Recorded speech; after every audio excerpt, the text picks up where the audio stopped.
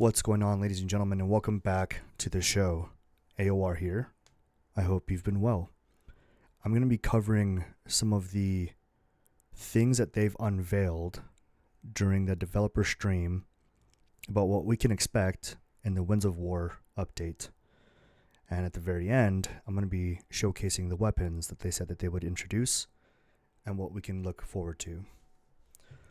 Starting off with some of the things that they're bragging about. There are going to be more than 80 new weapons parts that we can look forward to seeing in the Winds of War update.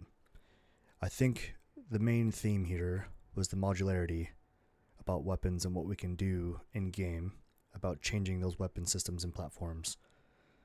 I have screenshots here basically taken from their stream that was live just a few hours ago. And that's what I'm going to be showing you because obviously I can't play their video as part of my video, so I've just got some gameplay going in the background here. But as I show these to you, I'm just going to close them out. That way I don't have to keep staring at it. But they did talk about the infamous GPS tag that's coming. And this is what it's going to look like. I'm a bit curious to see if that will actually stay in the game. But they definitely are announcing, and they're expecting that this will be released in the Winds of War update. Something that I've long been looking forward to is the hand grenade storage box. I apologize, it's a bit pixelated, but the idea here is it looks like a 2 by 6. Is that right? 1, 2, 3, 4, 5. Oh, a 2 by 5 case for hand grenades, which is nice. So personally, I've been looking forward to this for quite some time. As you know, I am kind of a gear guy, and so when I saw that they're dropping this new hat, I was pretty stoked. I don't even know what camo pattern that is or what icon this is, but I thought it was pretty rad because I do like, again, the gear, as you well know. And it looks pretty cool, so I'm excited about seeing that in the game. One thing, as you know, that we've discussed and the developers have admitted is coming is mortars. They're currently playtesting this right now in the game, and it's interesting to see the video that was on their live stream of how these are going to be working.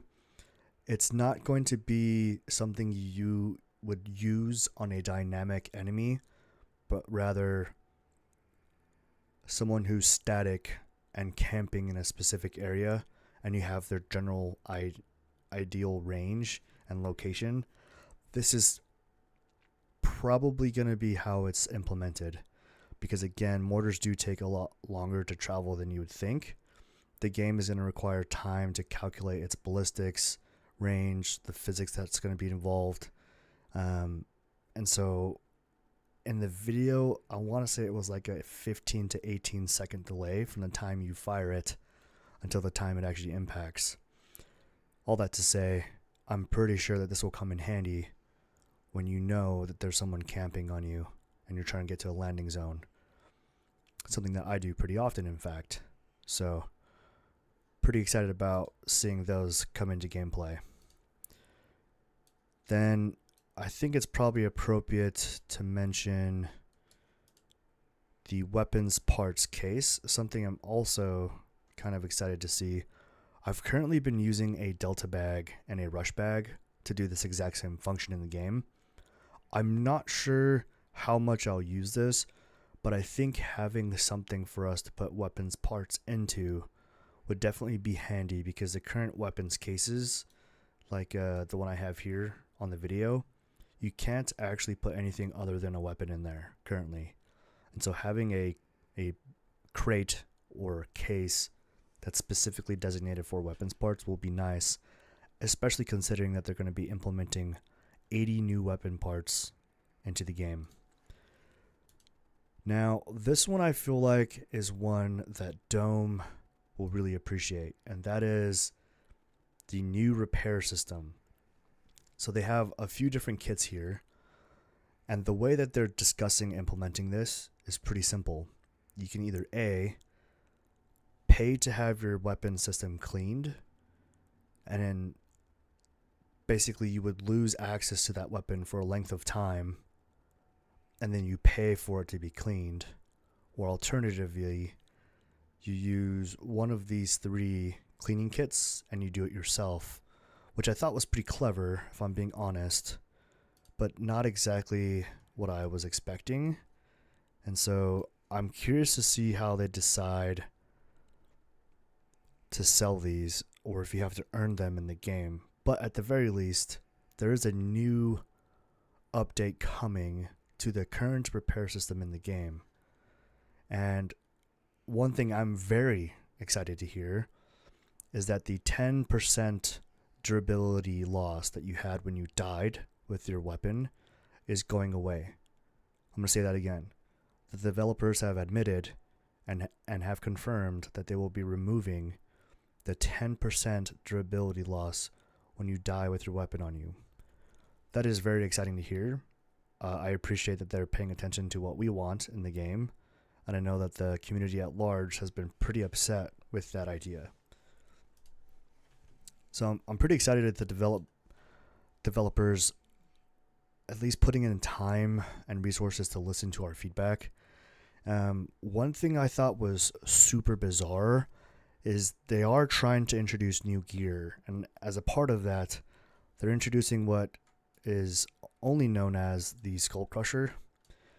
I'm not sure who was asking for this,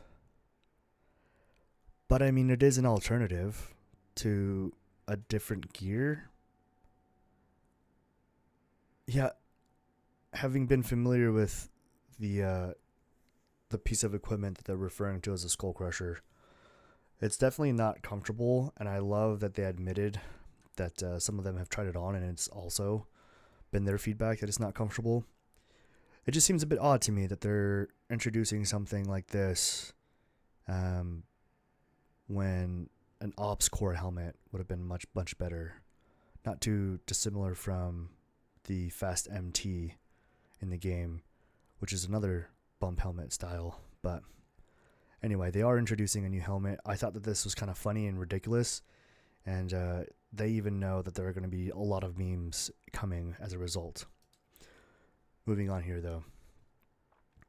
One of the things that I thought was rad was they are implementing a new DMR. This is the SVD, Designated Marksman Rifle. It's very popular in the East, as you may know. In addition to the Alexander Kalashnikov AK-47, this is a very common weapon system that's deployed in the East. It's been in many war conflicts, and so it just makes sense that it's going to be in the game. The next weapon that I'm particularly a fan of that they're going to be introducing is the well-known MP7. I believe this shoots the 4.6 by 3.9, or maybe it's the 4.7 by 3.9. Either way, it is a considerably smaller projectile than your 9mm or 45 caliber. However, it is definitely got that penetration that you want when it comes to a small machine gun being deployed. Think of like the FN57 caliber that was made in a handgun caliber.